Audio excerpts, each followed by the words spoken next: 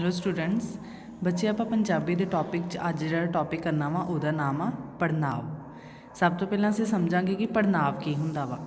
ਜਿਹੜਾ ਸ਼ਬਦ ਨਾਂਵ ਦੀ ਥਾਂ ਵਰਤਿਆ ਜਾਵੇ, ਜਿਹੜਾ ਕਿ ਨਾਂਵ, ਜਿਵੇਂ ਅਸੀਂ ਨਾਂਵ ਪੜ੍ਹਿਆ ਹੋਇਆ ਹੈ ਕਿ ਉਹ ਕੀ ਹੁੰਦਾ ਵਾ, ਕਹਿੰਦੇ ਵੀ ਉਸ ਨਾਂਵ ਦੀ ਜਗ੍ਹਾ 'ਤੇ ਵਰਤਿਆ ਜਾਵੇ ਉਸ ਨੂੰ ਪੜ੍ਹਨਾਂਵ ਕਿਹਾ ਜਾਂਦਾ ਹੈ। ਜਿਵੇਂ ਮੈਂ, ਅਸੀਂ, ਤੁਸੀਂ, ਉਹ।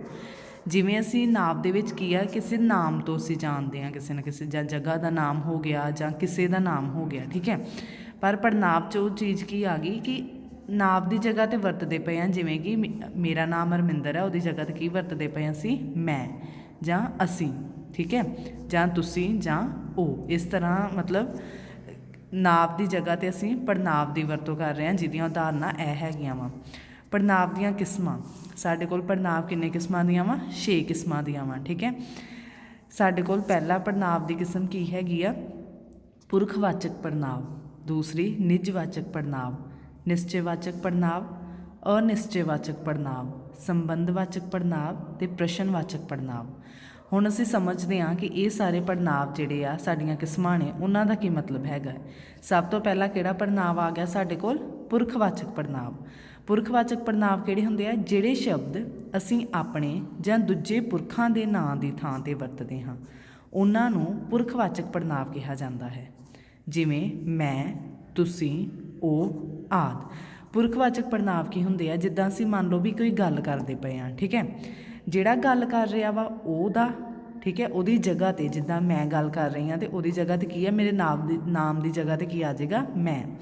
ਜਿੱਦਾਂ ਕਿਸੇ ਦੇ ਬਾਰੇ ਅਸੀਂ ਗੱਲ ਕਰਦੇ ਪਏ ਹਾਂ, ਉਹਨਾਂ ਦੀ ਜਗ੍ਹਾ 'ਤੇ ਆ ਜਾਏਗਾ ਤੁਸੀਂ ਜਾਂ ਤੂੰ। ਜੇ ਅਸੀਂ ਕਿਸੇ ਦੇ ਬਾਰੇ ਗੱਲ ਕਰਦੇ ਪਏ ਹਾਂ, ਉੱਥੇ ਸਾਡਾ ਆ ਜਾਊਗਾ ਉਹ, ਕਿ ਉਹਨਾਂ ਨੇ ਇੱਦਾਂ ਕੀਤਾ ਜਾਂ ਉਹ ਉੱਥੇ ਗਿਆ, ਹੈ ਨਾ, ਉਹਨਾਂ ਬਾਰੇ ਅਸੀਂ ਗੱਲ ਕੀਤੀ।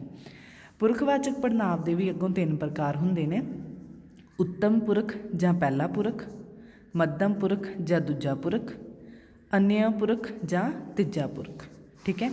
ਸਭ ਤੋਂ ਪਹਿਲਾਂ ਆ ਗਿਆ ਉੱਤਮ ਪੁਰਖ ਜਾਂ ਪਹਿਲਾ ਪੁਰਖ। ਜਿਹੜਾ ਪੁਰਖ ਗੱਲ ਕਰਦਾ ਹੈ ਉਸਨੂੰ ਉੱਤਮ ਪੁਰਖ ਜਾਂ ਪਹਿਲਾ ਪੁਰਖ ਕਿਹਾ ਜਾਂਦਾ ਹੈ। ਜਿਵੇਂ ਮੈਂ, ਮੈਨੂੰ, ਅਸੀਂ, ਸਾਡਾ ਆਦਿ। ਉੱਤਮ ਪੁਰਖ ਜਾਂ ਪਹਿਲਾ ਪੁਰਖ ਕਿਹੜਾ ਹੁੰਦਾ ਵਾ, ਕਹਿੰਦੇ ਵੀ ਜਿਹੜਾ ਪੁਰਖ ਗੱਲ ਕਰਦਾ ਹੈ, ਜਿੱਦਾਂ ਕਿ ਮੈਂ ਗੱਲ ਕਰਦੀ ਹਾਂ ਕਿਸੇ ਦੇ ਨਾਲ, ਠੀਕ ਹੈ, ਉਹਨੂੰ ਅਸੀਂ ਕੀ ਕਹਿ ਦਾਂਗੇ ਕਿ ਉਹ ਕੀ ਆ, ਉੱਤਮ ਪੁਰਖ ਜਾਂ ਪਹਿਲਾ ਪੁਰਖ ਹੈ। ਜਿੱਦਾਂ ਮੈਂ ਕਹਾਂ ਕਿ ਮੈਂ ਉਸਨੂੰ ਕਾਪੀ ਦਿੱਤੀ, ਠੀਕ ਹੈ, ਇੱਥੇ ਮੈਂ ਕੀ ਆ ਜਾਏਗਾ, ਉੱਤਮ ਪੁਰਖ ਜਾਂ ਪਹਿਲਾ ਪੁਰਖ, ਮਤਲਬ ਮੈਂ ਗੱਲ ਕਰਦੀ ਪਈ ਹਾਂ, ਠੀਕ ਹੈ।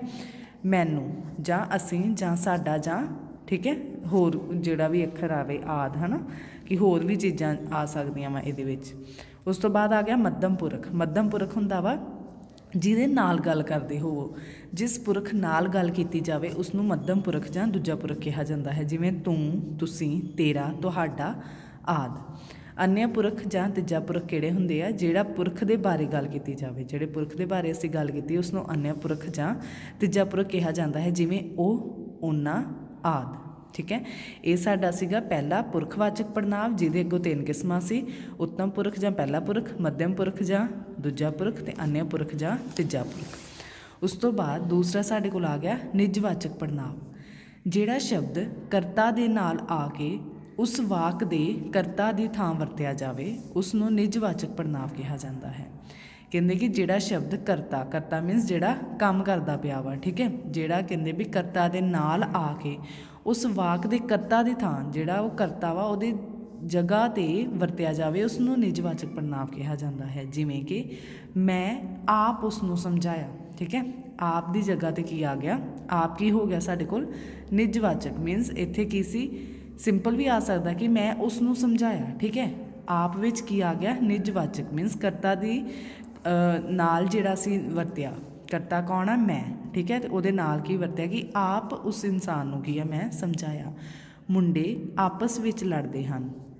ਕਰਤਾ ਕੌਣ ਸੀ, ਮੁੰਡੇ, ਉਹ ਲੜਦੇ ਪਏ ਸੀਗੇ ਅਤੇ ਨਾਲ ਉਹਦੇ ਕੀ ਆ ਗਿਆ, ਉਹਦੀ ਥਾਂ 'ਤੇ ਕੀ ਵਰਤਦਾ ਕਿ ਆਪਸ, ਉਹ ਜਿਹੜੇ ਮੁੰਡੇ ਸੀ ਉਹ ਆਪਸ ਦੇ ਵਿੱਚ ਲੜਦੇ ਸੀ।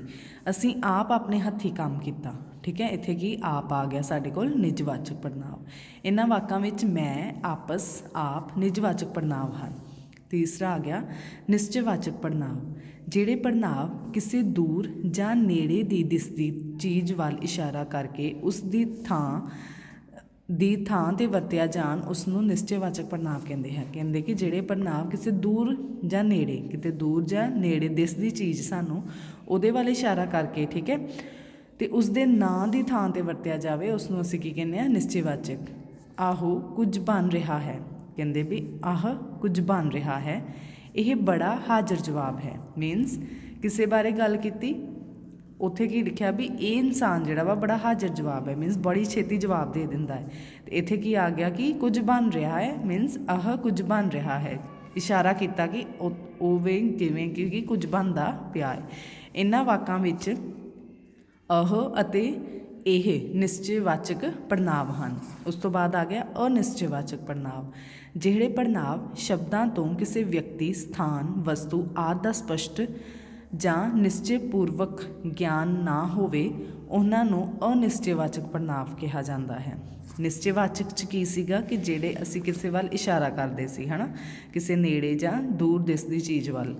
ਅਤੇ ਇੱਥੇ ਆ ਗਿਆ ਕਿ ਜਿਹੜੇ ਪੜ੍ਹਨਾਂਵ ਸ਼ਬਦਾਂ ਤੋਂ ਕਿਸੇ ਵਿਅਕਤੀ ਜਾਂ ਸਥਾਨ ਜਾਂ ਵਸਤੂ ਆਦਿ ਦਾ ਸਪਸ਼ਟ ਜਾਂ ਨਿਸ਼ਚੈਪੂਰਵਕ ਗਿਆਨ ਨਾ ਦੇਵੇ, ਹੈ ਨਾ, ਨਾ ਹੋਵੇ, ਉਸ ਨੂੰ ਕੀ ਕਹਿੰਦੇ ਨੇ, ਅਨਿਸ਼ਚੈਵਾਚਕ ਪੜ੍ਹਨਾਂਵ। ਜਿਵੇਂ ਕੋਈ ਗੀਤ ਗਾ ਰਿਹਾ ਹੈ, ਸਾਨੂੰ ਨਹੀਂ ਪਤਾ ਵੀ ਕੌਣ ਗੀਤ ਗਾ ਰਿਹਾ ਹੈ, ਪਰ ਲਿਖਿਆ ਹੈ ਕਿ ਕੋਈ ਗੀਤ ਗਾ ਰਿਹਾ ਹੈ। ਇੱਥੇ ਕੋਈ ਆਉਂਦੇ ਹਨ, ਮੀਨਸ ਕੁਛ ਸਾਨੂੰ ਪਰਟੀਕੂਲਰ ਨਹੀਂ ਦੱਸਿਆ ਗਿਆ ਕਿ ਕੌਣ ਆਉਂਦੇ ਨੇ ਜਾਂ ਕਿਹਦੇ ਬਾਰੇ ਗੱਲ ਹੋ ਰਹੀ ਹੈ, ਜਸਟ ਇਹੀ ਲਿਖਤਾ ਹੈ ਕਿ ਕਈ ਆਉਂਦੇ ਨੇ, ਠੀਕ ਹੈ, ਅਤੇ ਕੋਈ ਗੀਤ ਗਾ ਰਿਹਾ ਹੈ।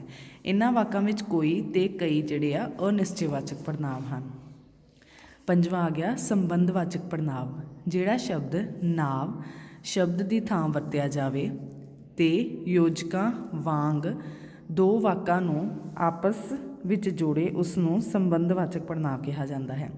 ਕੀ ਲਿਖਿਆ ਹੈ ਕਿ ਜਿਹੜੇ ਵਾਕ ਨਾਂਵ ਦੀ ਥਾਂ ਵਰਤੇ ਜਾਣ ਜਾਂ ਯੋਜਕਾਂ ਵਾਂਗ ਜੋੜਨ, ਠੀਕ ਹੈ, ਦੋ ਵਾਕਾਂ ਨੂੰ ਜੋੜਨ, ਉਸ ਨੂੰ ਸੰਬੰਧਵਾਚਕ ਪੜ੍ਹਨਾਂਵ ਕਿਹਾ ਜਾਂਦਾ ਹੈ। ਜਿਵੇਂ ਲੋਕ ਜੋ ਆਪਸ ਵਿੱਚ ਪਿਆਰ ਕਰਦੇ ਹਨ ਸੁਖੀ ਵਸਦੇ ਹਨ। ਇੱਥੇ ਕੀ ਹੈ, ਜੋ ਨੇ ਕੀ ਦੋ ਵਾਕਾਂ ਨੂੰ ਜੋੜਤਾ, ਕਹਿੰਦੇ ਵੀ ਲੋਕ ਕਿਹੜੇ ਜੋ ਆਪਸ ਵਿੱਚ ਪਿਆਰ ਵੀ ਕਰਦੇ ਨੇ ਉਹ ਕੀ ਆ, ਸੁਖੀ ਵਸਦੇ ਨੇ।